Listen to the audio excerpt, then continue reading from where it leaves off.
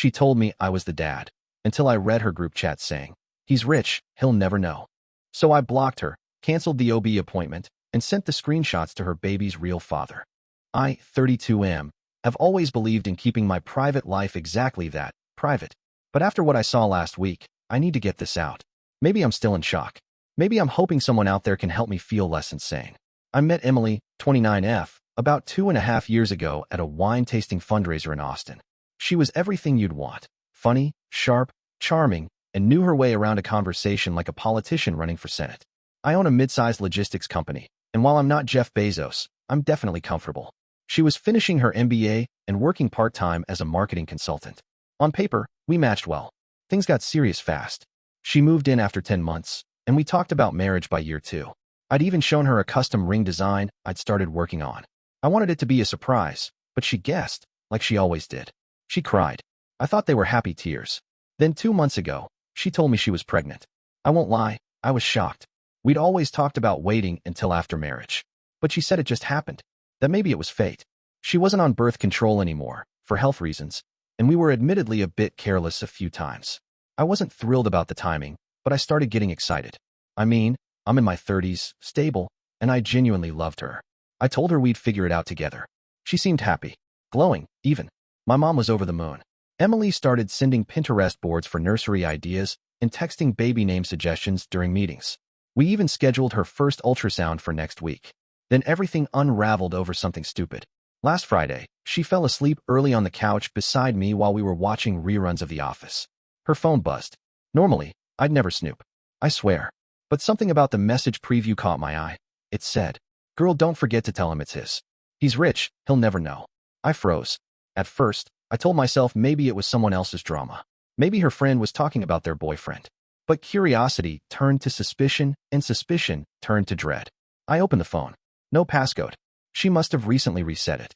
The message was in a group chat titled Hot Girl Hive, with 4 girls I recognized as her college friends. I scrolled up, and I read everything. Apparently, Emily had been hooking up with her ex, some guy named Derek, while we were together. She wasn't even hiding it from her friends. The pregnancy? That wasn't part of the plan. But when it happened, they collectively decided it would be better to pin it on me. Because, quote, "He has money. Derek's broke and useless. You'd be dumb not to." Another message said, "Just fake the OB dates. He's clueless." I felt like I was going to throw up. My ears rang. My chest physically hurt. I sat there, staring at her as she slept like nothing was wrong. I thought about all the moments we had, our late-night talks, the time I held her when she cried about her dad, the trips we took, how she laughed at my dumb jokes. All fake. For what, a check? A lifestyle? I didn't wake her. I took screenshots. Dozens. I texted them to myself. I also went into her email, which was open, and found her OBGYN appointment confirmation. I canceled it online. I then blocked the OB's number from her phone using a call blocker app, just in case she tried to confirm it without noticing. Then I packed a small bag and left. Blocked her. On everything. She's been trying to reach me through mutual friends. Says she's confused. Says it's a misunderstanding. Says she's pregnant and stressed. I haven't responded, because I'm not sure what's worse, that she cheated, or that she and her friends were proud of the plan. I didn't sleep that night. I checked into a hotel outside the city, ordered a whiskey neat, sat there staring at the wall until the sun came up. Every time I closed my eyes, I saw her smiling face, or worse, those messages. When I woke up to 34 missed calls and 15 unread texts, I felt a weird sense of calm. Like the initial shock had burned out, and now I was just hollow. Her messages went from "Can we talk?" to "Please, this is serious," and eventually "WTF is going on?" I didn't respond. Instead, I made 2 phone calls. First to my attorney. I wasn't taking any chances with this blowing up later. Second, to a private DNA testing service in Austin. I didn't know if I was legally allowed to force anything, especially since the baby wasn't born yet, but I wanted information. Options. A plan.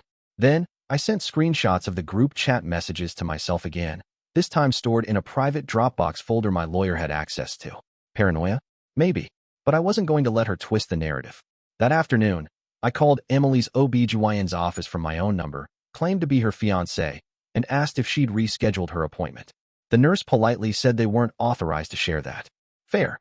But the tone in her voice shifted when I asked, "Has she come in with anyone else recently? A Derek, by any chance?" There was a pause. Then a crisp, "I'm sorry, sir. I can't answer that," before hanging up. So I blocked the number. Not out of spite, but because I knew Emily. She tried to get her doctor to back up her story. I needed her to be isolated in the lie if this ever went legal. Later that night, I messaged Derek. I'd found him on Instagram. His profile was public. Typical gym selfie, crypto quote kind of guy. I'd met him a single sentence. If you want to know whose baby she's having, check the group chat messages I'm about to send you. I sent every screenshot. Didn't expect a response. Got one 3 hours later. Bro, WTF. She told me you were done months ago.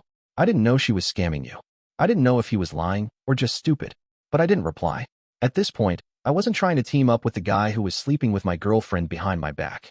The next morning, Emily showed up at my apartment. She must have begged my neighbor to buzz her in. I didn't answer the door, just watched through the peephole. She looked like a wreck. Puffy eyes. No makeup. Her hair in a bun. I heard her crying softly, then louder. She knocked for a full 10 minutes before finally sliding a note under the door. I didn't read it. Instead, I called my buddy Chase. He's a cop. Not to get her arrested or anything, but just to document the situation in case she tried to make a scene or accuse me of abandoning a pregnant fiancé. That night, she texted me something I'll never forget. I made a mistake. I panicked. I didn't mean to hurt you. Please just talk to me. Then 5 minutes later, you're not even going to take responsibility for this baby? Seriously? You're disgusting. There it was. The guilt trip. The manipulation. I screenshotted that too. What's crazy is, a small part of me still wanted to believe there was some explanation. That maybe I'd misunderstood. That maybe her friends were just joking. But deep down, I knew the truth. And I was about to prove it. 2 days after she showed up at my apartment, I finally responded. I didn't call. I didn't text. I had my lawyer draft an email. Short, emotionless, and cold.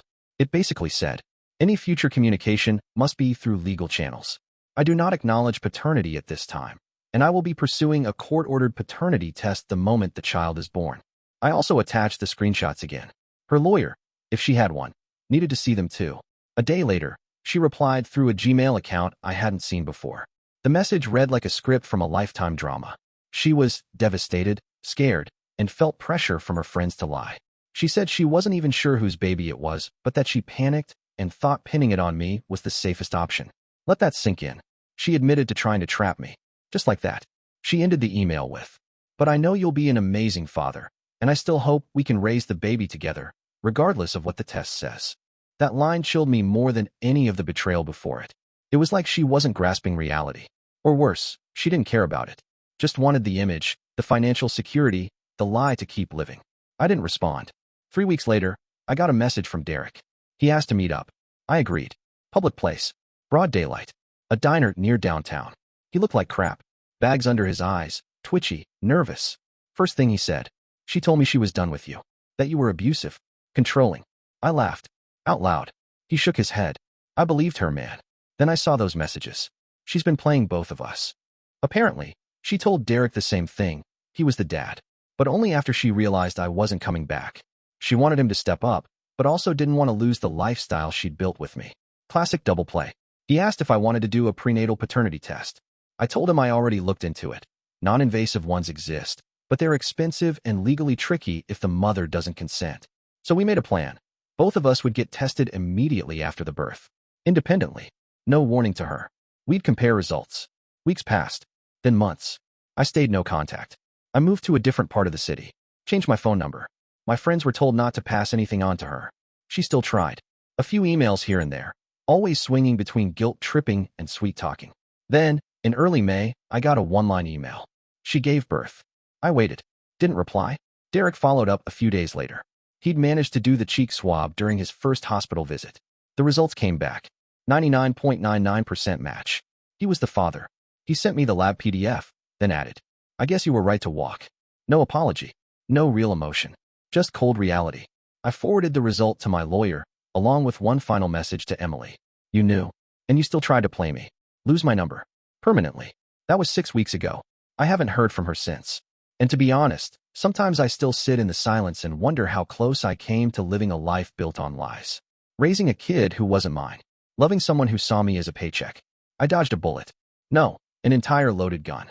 And all because she forgot to lock her phone. I appreciate you watching till the end. Hit that subscribe button and stay tuned for more content.